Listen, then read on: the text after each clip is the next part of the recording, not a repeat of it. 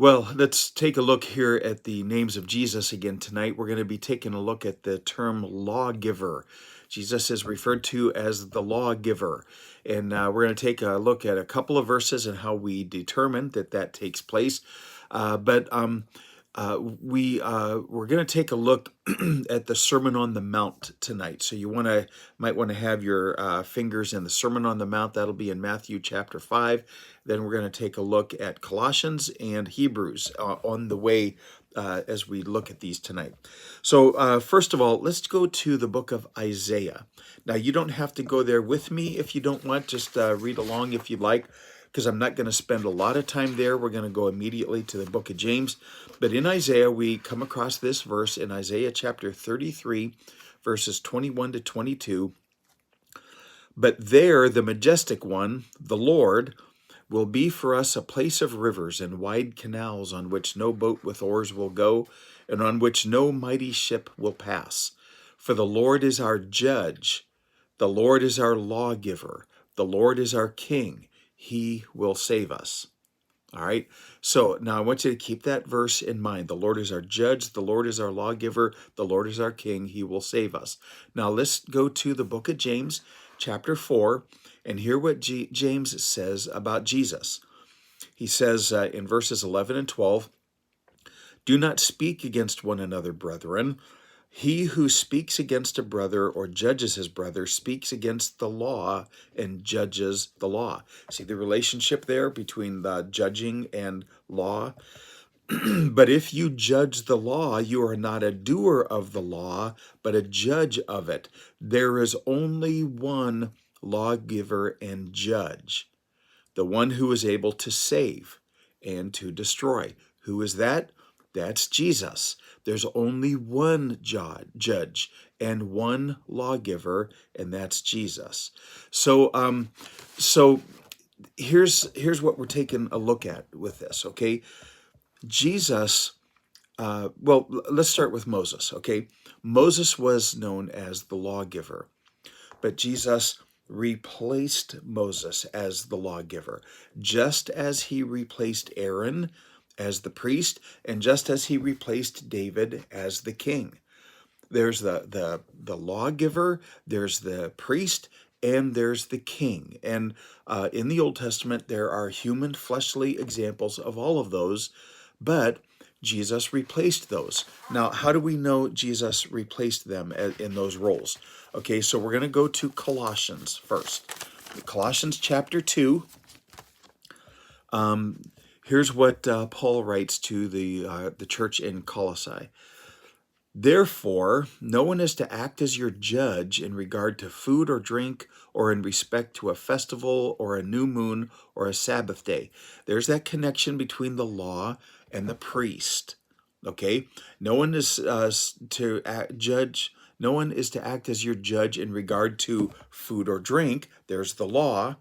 Or festivals, new moons, and Sabbaths. There's the priesthood. Okay, no one is supposed to judge you and how you um, uh, uh, how you honor those things. Okay, things which are a mere shadow of what is to come, but the substance belongs to Christ. Okay, those things point us to Christ. They're a shadow of Christ. They're a type of Christ. Moses is a type of Christ. Aaron is a type of Christ. David is a type of Christ. They are there to point us to Jesus. Now, in the book of Hebrews, especially from verses 4 through, let's say, 9, the book of Hebrews deals a lot with this, that Jesus is our high priest, replacing Aaron, replacing the priesthood as the high priest of a new covenant. And here's what the writer of Hebrews writes for us in chapter 7, beginning in verse 12.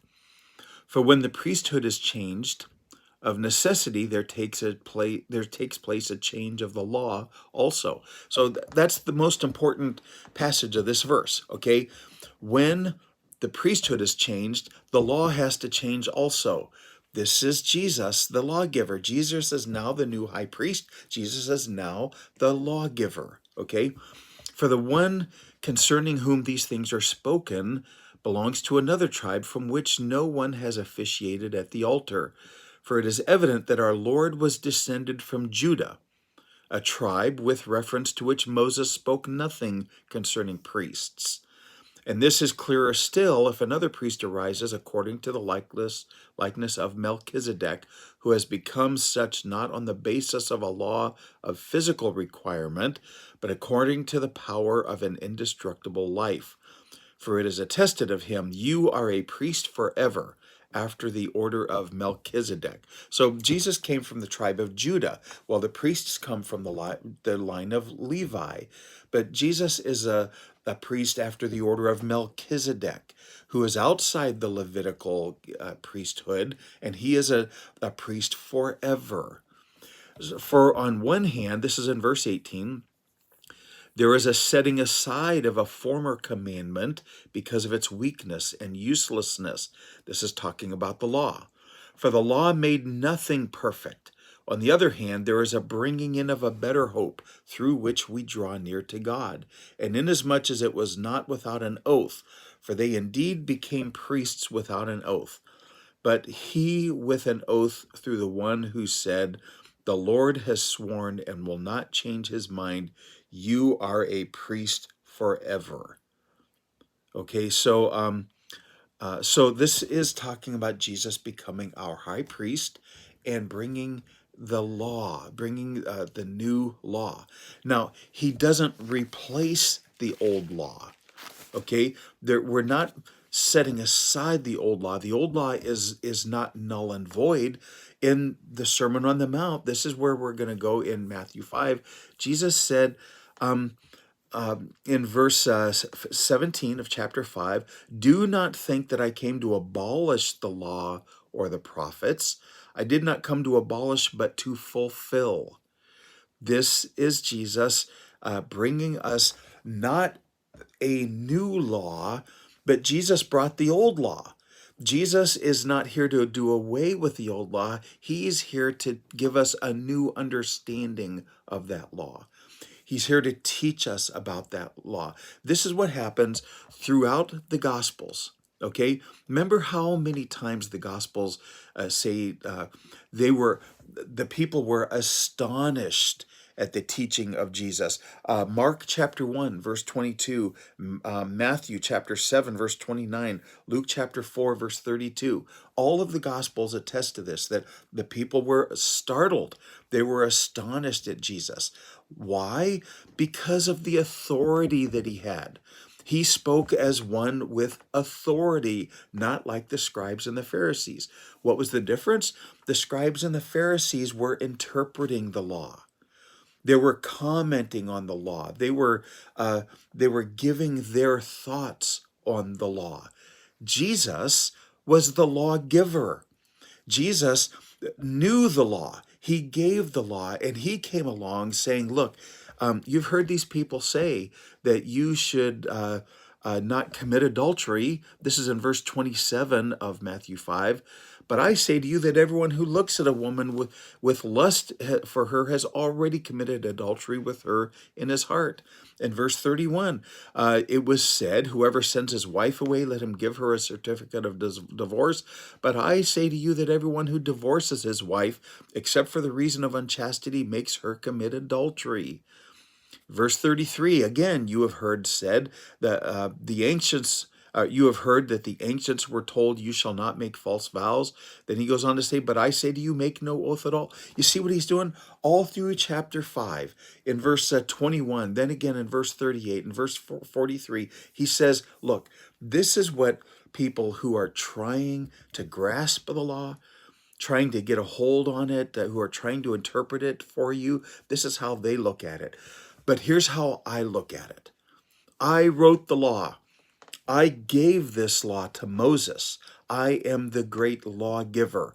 Moses was called the lawgiver, but I gave Moses the law. And here I am standing in front of you telling you, this is how I want you to see the law.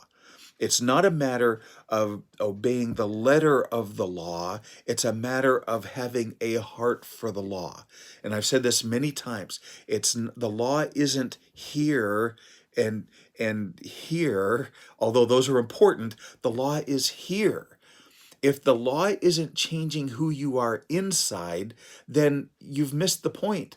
The point of the law is to show you the heart of God and to get you on the same page as Him so that you're walking step by step, uh, mile by mile with God. So Jesus came to bring us this understanding of the law, and He calls it fulfilling the law.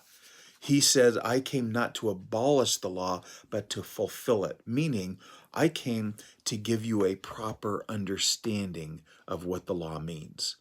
So I think that's where I want to leave this. Um, yeah, I think that's where I wanted to leave this with you, so that uh, Moses, Aaron, and David, and we could throw Elijah in there, the prophets, the lawgiver, the priest, the king, and the prophet. They were all there to show us Christ, who is the lawgiver, the high priest, the king, the prophet. They're all shadows. They're all just images that are trying to show you who Christ is going to be. That's why Jesus is called the lawgiver. He gave the law to Moses, and then he came and in the Sermon on the Mount, he lays it out there for us and says, this is what it means. This is how you're supposed to take that. So, all right, listen, that's it for tonight.